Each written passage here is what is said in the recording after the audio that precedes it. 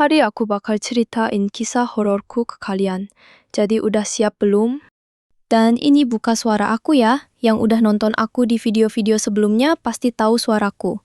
Dan tanpa berlama-lama lagi, langsung aja kita mulai. Nah, jadi aku tuh nginep di rumah nenekku, terus aku kebangun jam 12 malam, terus aku minum. Nah, itu kayak gak ada yang janggal lah. Terus jam segitu itu aku gak bisa tidur. Terus aku main HP sampai jam 3, baru aku bisa tidur. Nah, aku mau ceritain pas malamnya kan aku ngaca ya.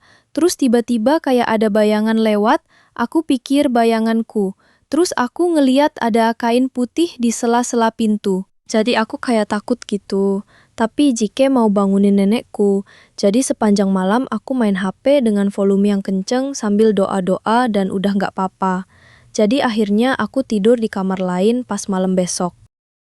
Nah, paginya aku minta ke nenekku buat tidur di kamar lain dan nenekku bilang ya, dan kakekku juga bolehin. Nah, menjelang siang aku kayak duduk gitu, terus lihat di pintu kamar kakekku, aku kayak lihat adekku mainan. Terus aku pikir biasa aja. Tapi tiba-tiba adekku manggil, tapi bukan dari kamar, tapi dari ruang tamu. Aku kayak berpikir loh tadi ada di kamar, pas aku lihat lagi gak ada. Tapi aku gak cerita ke siapa-siapa, jadi sampai saat ini cuma aku yang tahu. Dan karena aku udah cerita, jadi kalian tahu deh. Lanjut lagi. Malamnya lagi aku tidur, dan aku mimpi aku kebangun jam 12 malam, terus lihat adik mainan di ruang tamu. Terus aku panggil, "Dek." Adekku jawab, "Kenapa kak?" Sambil noleh dengan wajah serem. Terus aku kebangun lagi, tetap sama jam 12, adik lagi main di ruang tamu, aku panggil, "Dek." Terus adekku bilang, "Kenapa kak?"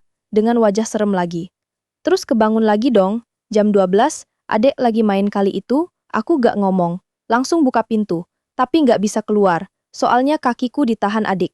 Aku langsung merinding pas bangun. Kayak apa karena waktu itu? Dan setelah mimpi itu, aku jadi susah tidur, dan pasti ngerasa aman dan ngantuk di jam 3 atau pas azan subuh berkumandang. Nah, setelah itu aku pulang, terus malamnya aku tidur, terus mimpi lagi. Aku kebangun dari tidurku, terus aku kan minum pas balik ke tempat tidur, ada bonekaku yang mukanya serem ada di kasur. Terus aku kayak nunduk sambil duduk di bawah kasur, terus bundaku sama kakakku, terus muka bundaku jadi serem, tapi muka kakakku gak. Terus aku disuruh tidur aja. Ya udah, aku tidur. Terus teror ini telah usai. Dan kita lanjut ke cerita kedua.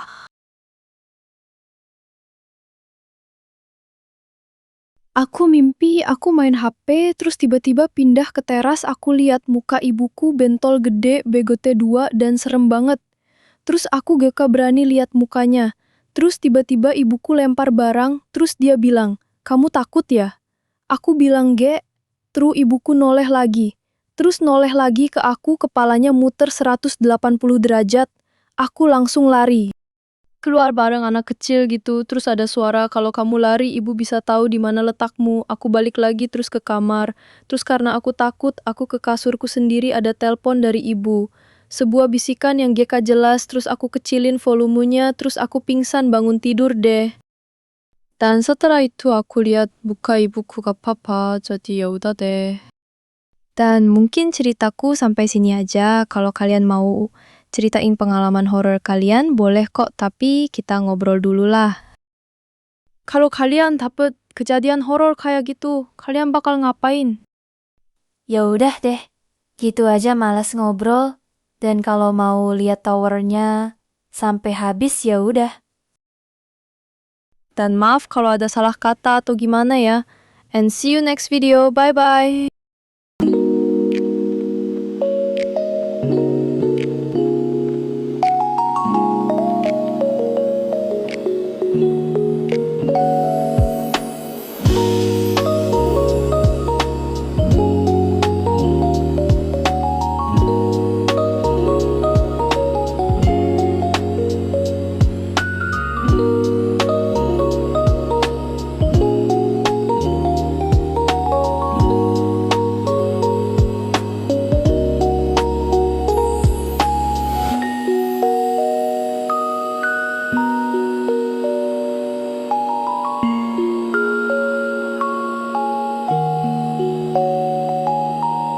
dua kali ya mainnya. Terakhir deh.